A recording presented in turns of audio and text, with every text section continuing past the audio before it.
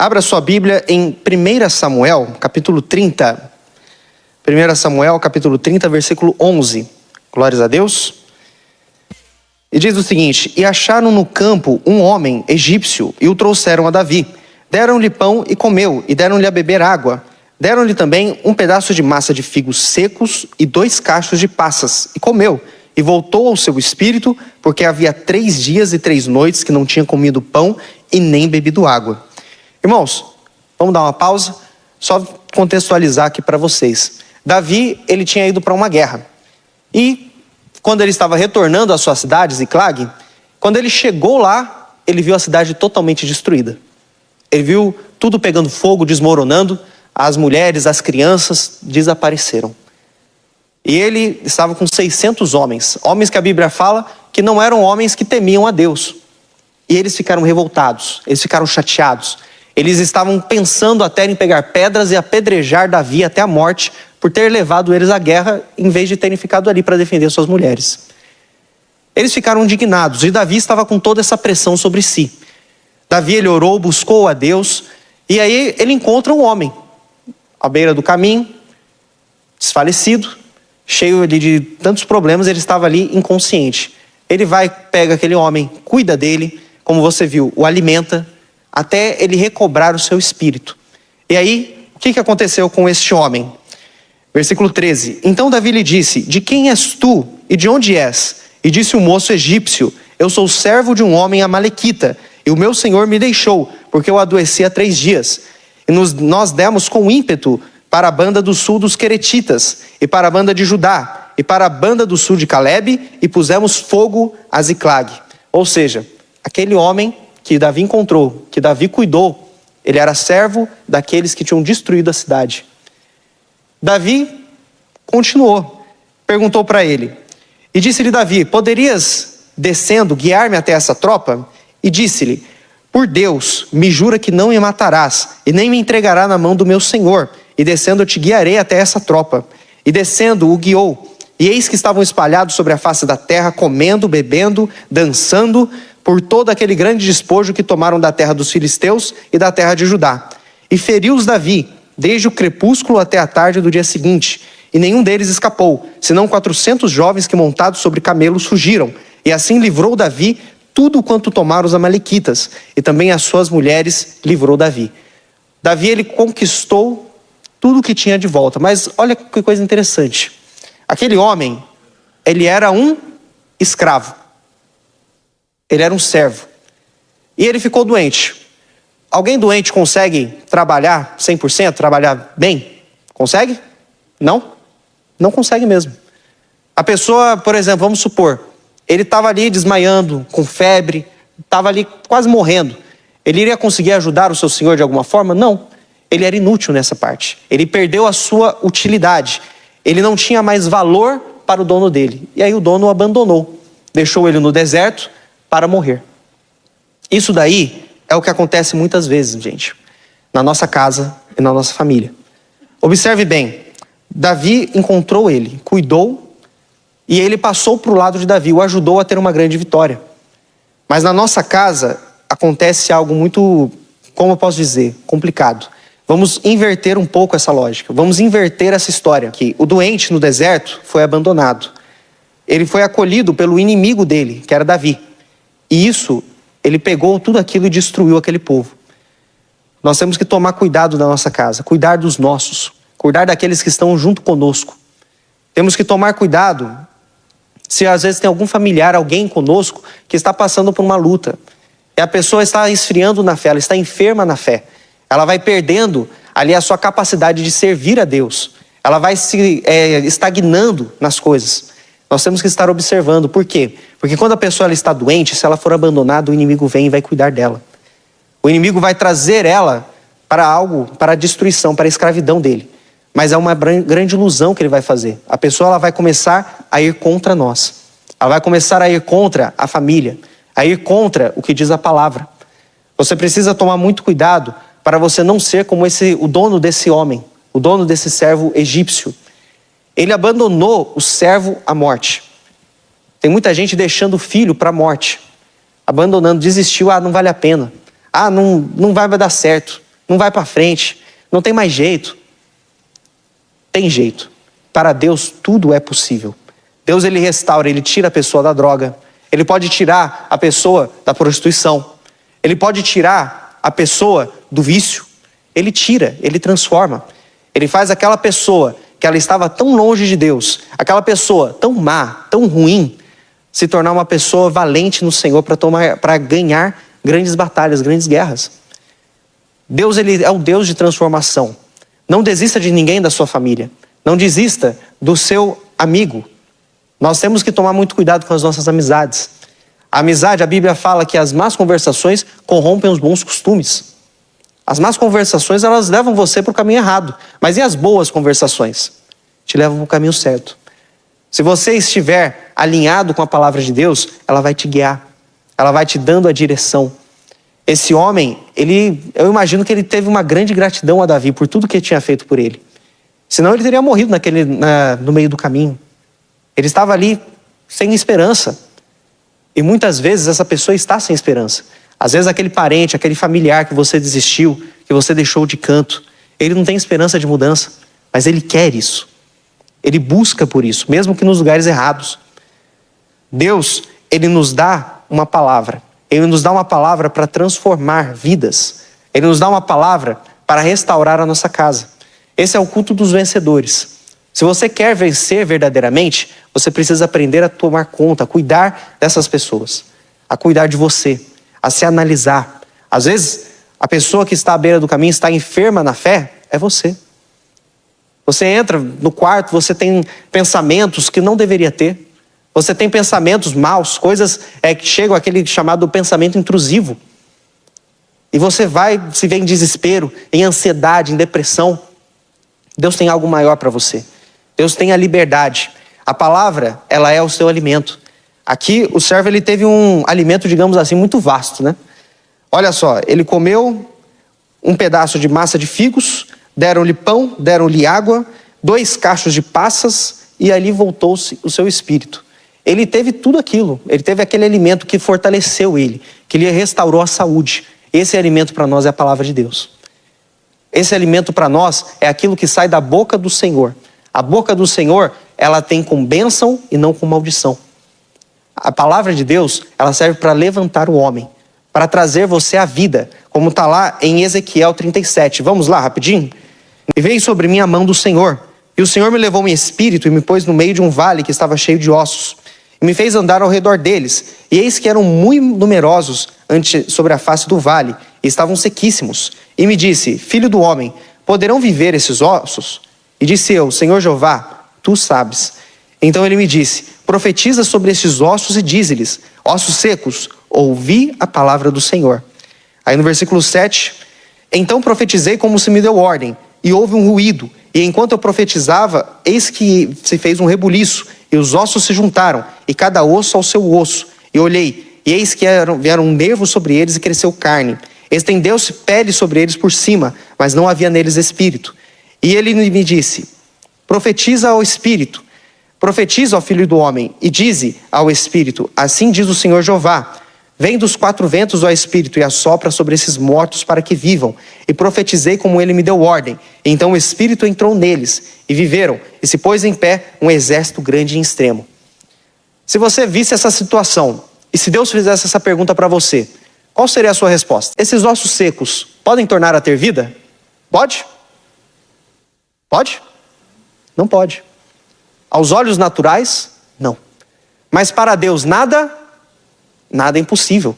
Para Deus não tem nada impossível. Ele pode tornar a vida, como você viu aqui. Aqui foi uma visão, isso não aconteceu de verdade. É uma visão que Deus deu a Ezequias.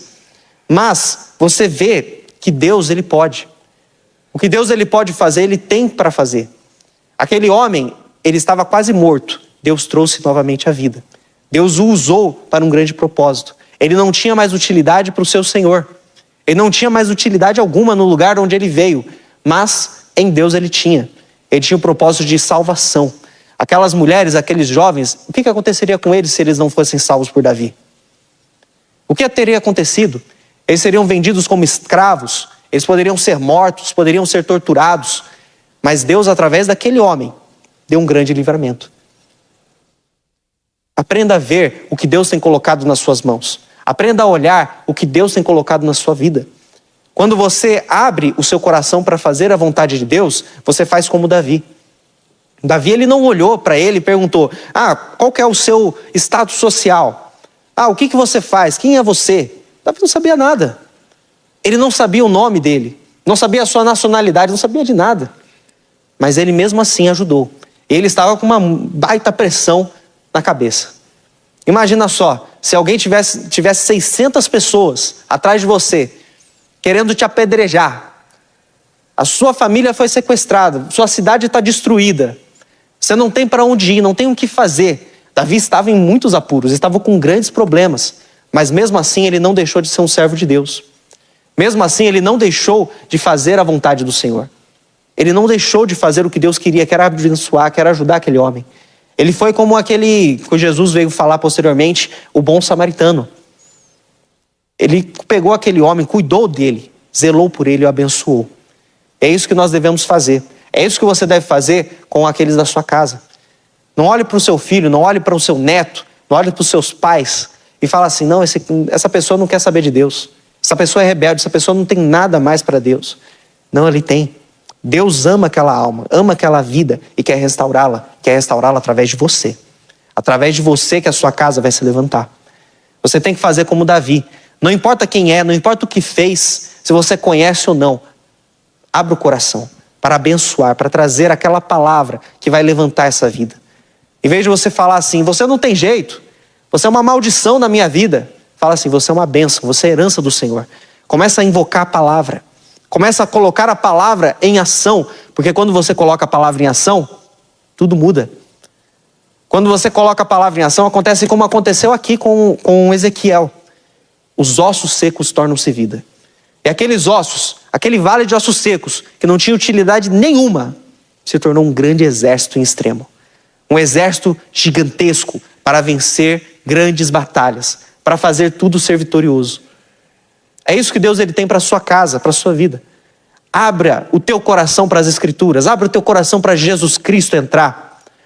Porque Jesus, ele nos deu o exemplo. Jesus, ele nos disse o seguinte, em João, capítulo 13, versículo 34. Um novo mandamento vos dou, que vos ameis uns aos outros, como eu amei a vós, e também vós uns aos outros vos ameis. Nisso conhecerão que sois meus discípulos, se vos amardes uns aos outros. Irmão, é para nós amarmos a Deus como Ele nos amou. É para nós amarmos o próximo como Deus nos amou. Temos que ser recíprocos nesse amor. O amor de Deus, se Ele está em nós, nós vamos abençoar essas pessoas, não com julgamentos, não com zombarias, mas vamos orar por eles. Mesmo que essa pessoa faça um mal para você, como o pastor Jaime sempre diz aqui, nós vamos orar por ele. É para você orar, para você colocar ali nas suas orações, aquela pessoa que te persegue no trabalho, aquela pessoa que é contra você, aquela pessoa que sem motivo algum virou a cara para você, tenta te prejudicar, te persegue, é para você orar por essa pessoa. Não para ela arder no fogo do inferno, não, mas para que ela seja restaurada, para que ela venha a ter vida, porque quando ela tem vida, ela se torna útil. Olha só algumas pessoas que estiveram enfermas na fé. Pessoas que estiveram passando essas dificuldades. O primeiro é que a gente acabou de falar, o Davi. O Davi ele foi usado por Deus ali, mas passou-se um tempo, quando ele já era rei, quando ele já estava tranquilo, relaxado, os inimigos todos derrotados, ele foi e caiu no pecado. A maioria de nós conhece essa história. Mas Davi, um dia, quando era o tempo dos reis saírem à guerra, ele ficou no palácio, mandou os seus soldados, seus generais, ficou no palácio, tranquilo. Aí a Bíblia fala, vamos até ler isso aqui, ó. É em 2 Samuel, capítulo 11, se não me engano. Vamos ver aqui, que esse aqui está fora do esboço. O Davi estava lá, tranquilo, no bem bom, e aí caiu no erro onde ele não deveria cair. Amém? 1 Samuel, capítulo 11. Versículo 1. E aconteceu que, tendo decorrido 1 ano, o tempo em que os reis saem para a guerra, enviou Davi a Joabe e os seus servos com ele a todo Israel, para que destruíssem os filhos de Amon e cercassem Rabá. Porém, Davi ficou em Jerusalém. E aconteceu a hora da tarde, que Davi se levantou do seu leito. Olha só, o Davi estava tão fraco na fé nessa época, que além de não ir para a guerra, ele ficou dormindo até a tarde. Eu te pergunto, Davi ele tinha responsabilidades? Tinha. Ele era o rei. Ele não podia ficar até essa hora na cama. Ele não podia ficar até essa hora dormindo. Deus tinha algo para ele fazer. Deus queria que ele estivesse ali pronto para a guerra, que ele estivesse em consagração, mas ele não foi. Você, acho que nenhum de nós aqui somos reis, a menos que tenha algum rei de casa nos assistindo. Somos pela fé, reis e sacerdotes. Mas você tem as suas responsabilidades, entende? Todo mundo aqui trabalha, alguém já é aposentado? Ali, bom trabalho. Trabalha com o quê? De comida. Mas você tem os seus horários, certo? Tem os seus horários. Ele trabalha no ramo alimentício. Ele tem os horários, horário para chegar, horário para sair.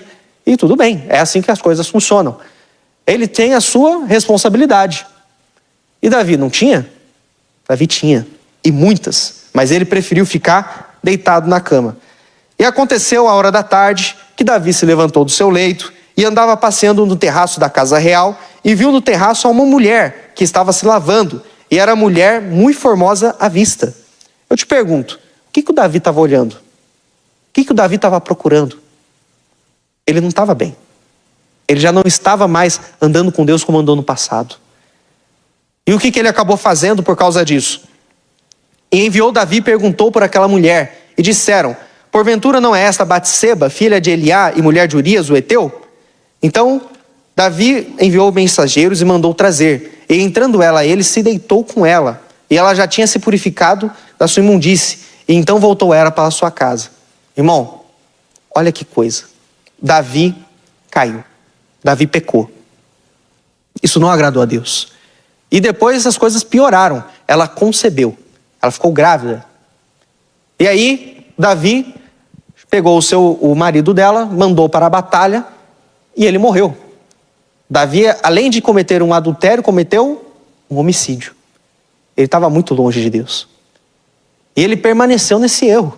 Até depois que a criança já tinha nascido, veio o profeta Natã e falou para ele, repreendeu ele, deu uma palavra para ele, ele se levantou, se arrependeu. Mas para você ver, Davi ele ficou tanto tempo longe de Deus que a criança já era até nascida. Ela já estava ali crescida, um pouco crescida. Irmão, olha que coisa terrível. Davi depois se arrependeu, ele voltou aos caminhos do Senhor e Deus começou a abençoá-lo novamente. Ele quase caiu, ele foi muito longe, ele foi longe demais, mas não tão longe que Deus não pudesse alcançá-lo. Ele estava ali, como aquele homem que ele tinha ajudado anteriormente. Estava caído, estava ali moribundo na fé, mas Deus o restaurou.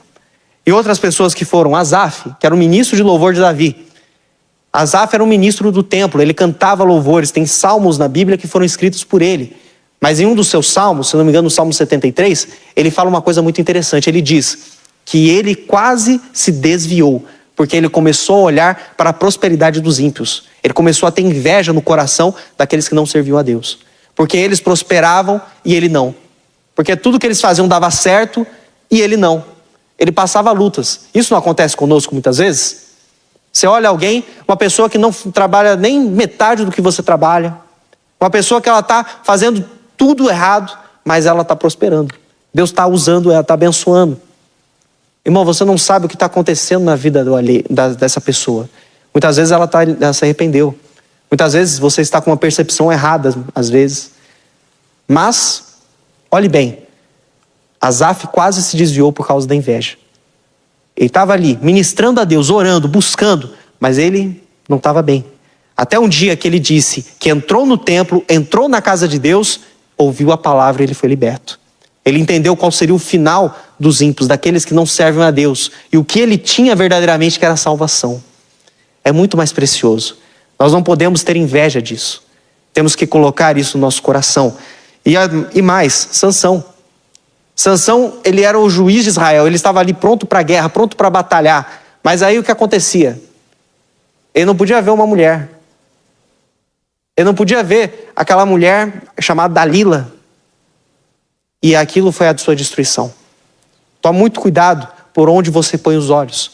Tome muito cuidado e se examine, porque a Bíblia diz para examinar o homem a si mesmo. Examine-se. Olha como você está, como que você está com Deus? Como você está na fé? Se você está bem. Você não vai poder ajudar outros se você não estiver bem. Davi, quando ele estava bem, ele estava andando com Deus, ele foi usado. Mas depois, ele caiu. Tome cuidado. Você estar agora, hoje, na presença de Deus, não significa que amanhã você esteja. Tome muito cuidado. Todos nós estamos, digamos assim, somos candidatos a nos desviar. Todos. Não tem uma exceção. Porque ainda somos na carne. O único que não pode se desviar é aquele que já morreu com Jesus. Aí não tem mais jeito. Já está salvo, já está lá no dia do Senhor. Glórias a Deus por isso. Mas, teve muitas pessoas que caíram. Por exemplo, Judas. Muito se fala do Judas. Judas traidor, Judas isso, Judas ladrão, Judas aquilo. Mas Judas, ele era um grande homem de Deus na sua época. O pastor Jaime até estava falando aqui esses dias, pregou, alguém falou, não, sabe quem traiu Jesus? O Judas. O Judas? Não, mas eu estava com uma doença, eu estava com dor, estava com isso, ele orou por mim. Eu estava endemoniado, ele orou por mim, eu fui liberto, fui curado. Como que ele traiu Jesus? E às vezes isso acontece. Não é porque hoje eu estou aqui no altar, que amanhã eu esteja. A Bíblia fala que aquele que está de pé, olhe, vigie, para que não caia. Tome muito cuidado. O Judas, ele era de alta confiança de Jesus, tanto que ele tomava conta das ofertas. Ele era o tesoureiro dos discípulos. Ele cuidava dessa parte, da bolsa. E é por isso que a Bíblia fala que ele era ladrão, porque ele pegava de dentro da bolsa para si próprio. Por isso que a Bíblia diz que Judas, além de traidor, foi ladrão. Mas, convenhamos, é uma posição de muita confiança. Todos os outros discípulos deviam olhar para Judas e falar, Judas é um homem de Deus. É um exemplo a ser seguido. Mas ele caiu. Por isso tome cuidado para você mesmo não cair. O filho de Davi, Salomão, o homem mais sábio que já existiu. O homem mais rico também que já existiu. O homem poderoso. O homem que tinha experiência com Deus. O homem que viu o que Deus podia fazer na sua vida. Quando ele orou no templo, desceu fogo do céu. Foi uma glória tremenda. Mas mesmo assim, no final dos dias, ele caiu. No final dos dias, ele estava adorando falsos deuses. Tomara, olhe, cuide para que você não caia. Cuide do seu coração. Se você hoje, você não está bem, se você se enquadrou em algumas dessas coisas, se identificou, tome cuidado. Ore por você mesmo. E qual que é o remédio, pastor? Qual é o remédio para essa pessoa ela estar firme na fé agora? É o arrependimento, irmão. Apocalipse 2:5. Guarde essa palavra no seu coração. A Bíblia ela nos diz, em Apocalipse 2:5, vamos pegar aqui, melhor. Senão eu acabo falando algo errado, aí não dá, né? A palavra de Deus tem que ser levada com muita seriedade, pessoal. Se a gente não colocar a palavra de Deus com seriedade, irmão, já era. A gente já perdeu a guerra, perdemos a batalha. Apocalipse 2:5. Lembra-te, pois, de onde caíste, e arrepende-te, e pratica as primeiras obras. Quando não, brevemente a te virei, e tirarei do seu lugar o seu castiçal, se não se arrepender. Ou seja, arrependimento é voltar atrás, é dar meia volta. Arrependimento, a palavra usada para arrependimento da Bíblia é metanoia. Essa palavra que o soldado romano, ele gritava para quando a tropa era para dar meia volta. Então ali, metanoia, meia volta. Eles voltavam atrás. É isso que é o arrependimento, você voltar atrás, você se arrepender daquilo. Agora, Davi se arrependeu. Ele abriu o coração para a palavra, ele reconheceu o erro. Quando o Natan chegou e repreendeu ele não escondeu. Ele falou assim, Deus, eu pequei, contra ti eu somente pequei. Ele não escondeu o seu pecado, ele se arrependeu, se acertou com Deus e Deus pôde prosperá-lo, abençoá-lo. Toma muito cuidado. Aqui em 1 Timóteo, capítulo 1, versículo 19, tem um grande alerta para nós.